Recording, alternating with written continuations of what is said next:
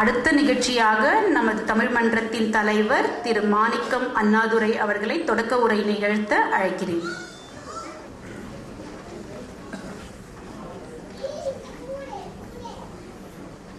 முத்தமிழ் பேரறிஞர், இமயத்திற்கே பொன்னாடை பொருத்தியவர், திருக்குறளுக்கு உரை எழுதி கடந்த 60 ஆண்டு காலமாக தமிழ் தொண்டாற்றி வரும் பேராசிரியர் பெருந்தகை ஐயா சாலமன் பாப்பையா அவர்களே,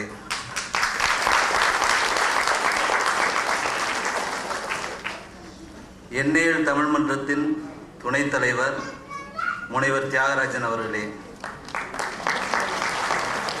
எண்ணெயில் தமிழ் மன்றத்தின் துடிதுடிப்பான பொதுச் செயலாளர் அண்ணன் சேகரானந்தன் அவர்களே,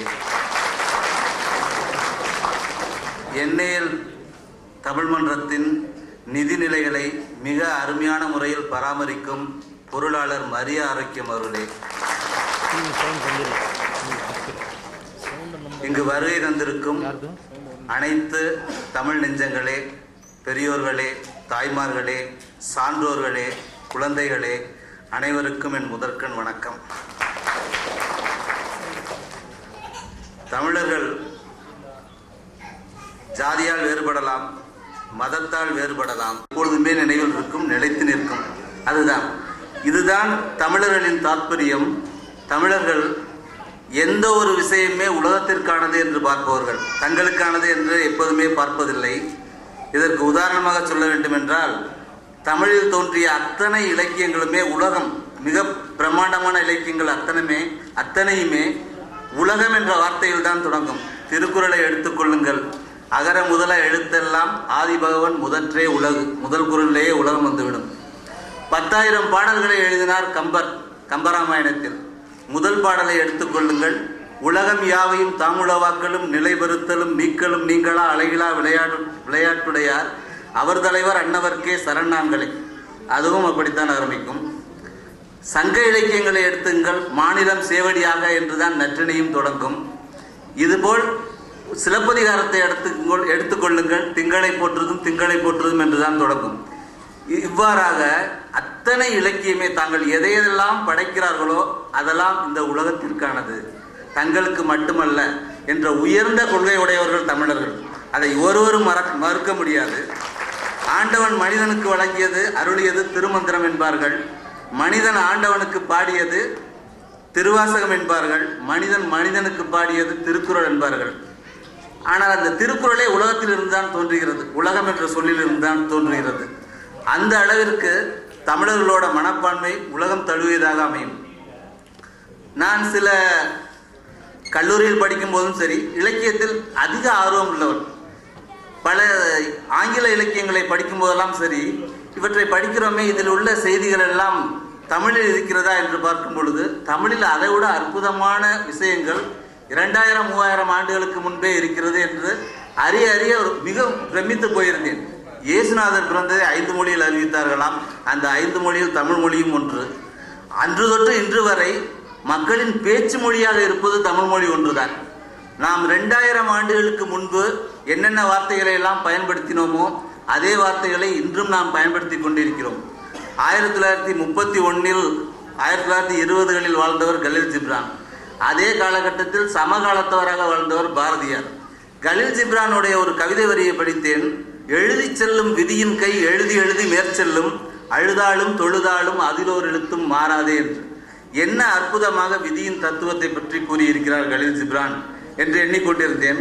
அப்பொழுதுதான் பாஞ்சாலி சபதத்தில் பாரதியார் சொல்லியிருக்கிறார், கைப்பிடி கொண்டு சுழற்றுவோன் தன் கணக்கில் சுழன்றிடும் சக்கரம், தப்பி மிகையும் குறையுமா சுற்றும் தன்மைதான் அதற்குள்ளதோ, இதை ஒப்பிடலாகும் புவியின் மேல் ஒரு செப்பிடு வித்தையைப் போலவே புவி செய்திகள் தோன்றிடும் ஆயினும். இந்த காலகட்டத்தில் பார்த்தீங்கன்னா சக்கரம் சுற்றுவாங்க, சங்கு சக்கரம் சுற்றுவாங்க. இப்போ கம்பியை பிடிச்சிக்கிட்டு அதில் சுற்றுற சக்கரம்லாம் இருக்குது. அதாவது இந்த கை தான் விதி, அதில் சுற்றுற சக்கரம் தான் மனுஷன் வாழ்க்கை. அந்த காலத்தில் பார்த்தீங்கன்னா மட்பாண்டம்லாம் செய்கிறது ஒரு சக்கரம் சுற்றிக்கிட்டே இருக்கும். அதில் ஒரு கையை சுற்றிக்கிட்டு இருப்பார். இந்த விதிங்கிற கையில் மனிதனோட வாழ்க்கை சக்கரம் சுற்றுது, நீ என்ன பண்ண போற, நீ வெறும் மண்ணு அப்படிங்கிற மாதிரி இருக்கும். சரி, பாரதியார் தான் அப்படி எழுதியிருக்காரு 20ஆம் நூற்றாண்டில். இவ்வளோ அற்புதமாக சொல்லியிருக்காரு, இவ்வளோ தெளிவாக. அந்த பாட்டு இன்னும் போயிட்டே இருக்கும், ரொம்ப அற்புதமான பாட்டாக இருக்கும். ஆனால் பாரதியாருக்கு முன்னாடி எங்கே இருக்கும் அப்படின்னு யோசிக்கும் போது பார்த்தீங்கன்னா அது 2000 ஆண்டுகளுக்கு முன்னாடி கணியன் பூங்குன்றன்னு சொல்லியிருப்பாரு. யாதும் ஊரே யாவரும் கேளிர் தீதும் நின்றும் பிறர் தரவாரா நோதலும் தனிதலும் அவற்றோர் என்ன சாதலும் பொதுவதன்றே வாழ்தல் இனிதன மகிழ்ந்தென்று இனமே முடிவின் இன்னாது என்பதும் இனமே விண்ணோடு வானம் தன்துளி தலையை ஆனாது கல்பொரு திறங்கும் மல்லர் பேர் யாற்று நீர் வழிபடுவும் புனைபோல் ஆறுயிர் முறை வழிபடுவதும் மாட்சியின் பெரியோரை வியத்தலும் இளமே காட்சி சிறியோரை இகழ்தல் அதனினும் இளமே அப்படி என்ற ஒரு பாடல் இருக்கிறது.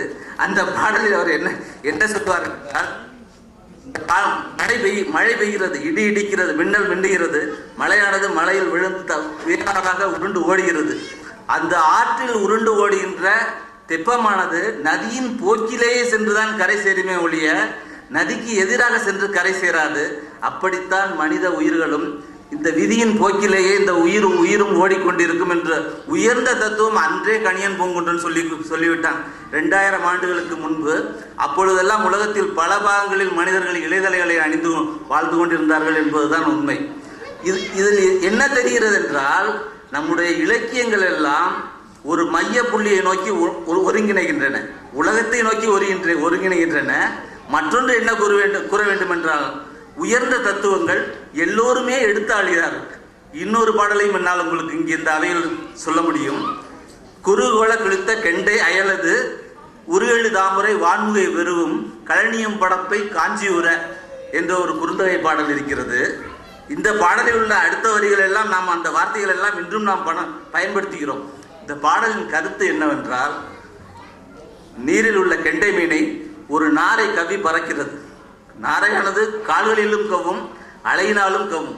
கவ்வி பறக்கின்ற இந்த மீன் நாரையின் கால்களுக்கு தப்பி மீண்டும் குளத்திற்கு மீள்கிறது. குளத்திற்கு மீண்ட மீன் அந்த குளத்தில் பூத்துள்ள வெண்தாமரை முகைகளையும் மொட்டுகளையும் மலர்களையும் பார்த்து வெண்ணாரை தண்ணீருக்குள் வந்துவிட்டதோ என்று எண்ணி பயந்து இங்கும் அங்கும் அலையுறுகிறது. இந்த காட்சி பாடப்பட்டது 2000 ஆண்டுகளுக்கு முன்பு. ஆனால் 20ஆம் நூற்றாண்டில் பாரதிதாசன் இதையே பாடுகிறார். கிளை நீர் பாம்பு தொங்க விழுதன குரங்கு தொட்டு விளக்கினை தொட்ட பிள்ளை வெடுக்கென குதித்ததை போல் கிளைதோறும் குதித்து தாவி கீழுள்ள விழுதையெல்லாம் ஒளிப்பாம்பா எண்ணி எண்ணி உச்சி போய் தன் வாழ்வார். அங்கே மீனின் அச்சம் 2000 ஆண்டுகளுக்கு முன்பு ஒரு தமிழன் மீனின் அச்சத்தை காட்சிப்படுத்துகிறான். 2000 ஆண்டுகளுக்கு பின்பு பாவேந்தர் ஒரு குரங்கின் அச்சத்தை காட்சிப்படுத்துகிறார். குரங்கானது ஒரு பாம்பின் வாளை பிடித்து விட்டது விழுதென்றெண்ணி. அப்புறம்தான் அதற்கே தெரிந்தது, ஆகா நம் பாம்பை பற்றி விட்டமே என்று. பாம்பிற்கு பயந்த மீன் கிளைகள் எல்லாம் தவி ஓடுகிறது. உச்சிக்கு போன பின்பும் அதற்கு சந்தேகம் தீரவில்லை. தன் வாளை திரும்பி பார்க்கிறது. ஆகா தன் வாள் கூட அதற்கு பாம்பாக தெரிகிறது.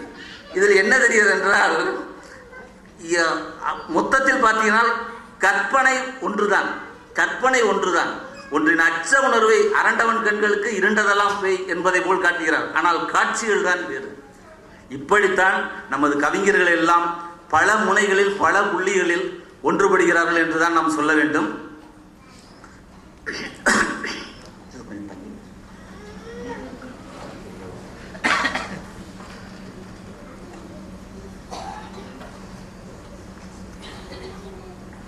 பொதுவாக நம்முடைய சங்கம் என்பது சங்கம், மன்றம் இவையெல்லாம் ஒருமித்த வார்த்தைகள் தான், ஒரே விதமான பொருள் கொண்டவை தான். கவிஞர் கண்ணதாசனை உயர்ந்த கற்பனைகளில் எப்போதுமே சங்கம் இருக்கும். எதையாவது ஒரு விஷயத்தை பற்றி பாடச் செல்லும் போதே என்னவென்றால், அவருக்கு அளவுக்கு அதிகமாக ஒரு விஷயத்தை விமர்சிக்க வேண்டும் என்றால் சங்கம் என்று சொல்லி முடிப்பார். நமக்கு தெரியும், அன்பு நடமாடும் கலைக்கூடமே ஆசை மழை மேகமே கண்ணில் விளையாடும் எழில் வண்ணமே கண்ணி தமிழ் மன்றமே என்பார். அதற்கப்புறம் 1961 பீம்சிங்கினுடைய பாசமலர் படத்திற்கு ஒரு பாட்டு. சிவாஜிக்கும் கண்ணதாசனுக்கும் மிகுந்த அந்த சமயத்தில் காழ்ப்புணர்ச்சி இருந்தாலும் பாட்டு எழுத வந்து விட்டார். அந்த அந்த அந்த கடைசி கிளைமாக்ஸ் பாட்டிற்காக அவர் எழுதுகிறார். கடைசி வரை நதியில் விளையாடி கொடியில் தலை சீவி நடந்த இளந்தன்றலே வளர் பொதிகை மலை தோன்றி மதுரை நகர் கண்டு பொழிந்த தமிழ் மன்றமே என்பார். அந்த பொழிந்த தமிழ் மன்றமே என்றால் பொதிகை மலையில் தான் தமிழ் தோன்றி இருக்கலாம், ஆனால் மதுரையில் தான் போய் பொழிகிறது. இதனாலோ என்னவோ அடிக்கடி மதுரையில் இருந்தே மிகப்பெரிய பேச்சாளர்கள் எல்லாம் வருகிறார்கள். சென்ற ஆண்டு ராஜா சார் இங்கே வந்திருந்தார். இந்த ஆண்டு முத்தமிழ் பேரறிஞரே வந்திருக்கிறார். முத்தமிழ் பேரறிஞர் உங்கள் முன்பு உரையாற்ற ஆவலுடன் காத்து கொண்டிருக்கிறார். அவருடைய பேச்சுக்காக நீங்களும் வெகு வெகு ஆவலாக இருக்கிறீர்கள், முழு மனதுடன் இருக்கிறீர்கள். நான் தொடர்ந்து பேசி உங்களுக்கும் அவருக்கும் இடையிலான இடைவெளியை இன்னும் அதிகப்படுத்த விரும்பவில்லை. இருப்பினும் ஒரே ஒரு சொல்லி விடைபெறுகிறேன். இப்பொழுது நாம் வெளியிட்டு இருக்கும் இந்த ஆசில் வான்பு மலர் மிக அற்புதமான பல செய்திகளை உள்ளடக்கியது. பல சீரிய விஞ்ஞானிகள் இதில் உயர்வான கருத்துகள் அடங்கிய கட்டுரைகளை வழங்கியிருக்கிறார்கள். நல்ல சிறந்த கதைகள், கவிதைகள் எல்லாம் இதில் கொடுக்கப்பட்டுள்ளன. இதை நான் இதற்கு எடிட்டர் ரோல் நான் பிளே செய்யும் பொழுது என்ன ஒரு முடிவு எடுத்துக்கொண்டேன் என்றால், இன்டர்நெட்டில் இருப்பவற்றை அப்படியே எடுத்து கொடுத்தால் அதை நாம் பதிவு செய்யக்கூடாது.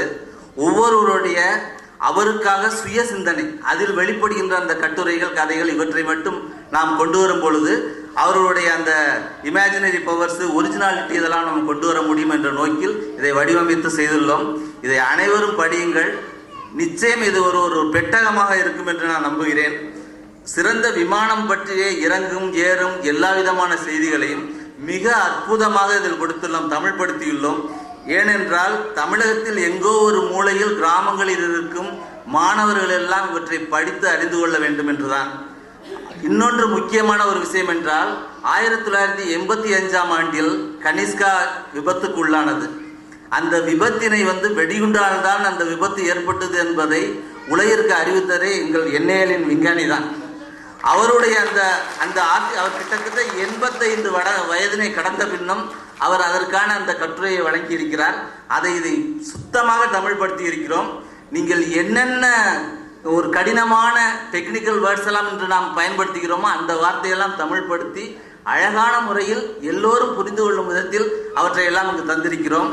இவற்றையெல்லாம் படித்து எல்லோரும் பயன்பெற வேண்டும். தமிழகத்தில் உள்ள மக்களுக்கும் இந்த செய்தி சென்றடைய வேண்டும் என்பதுதான் என் ஆவல்.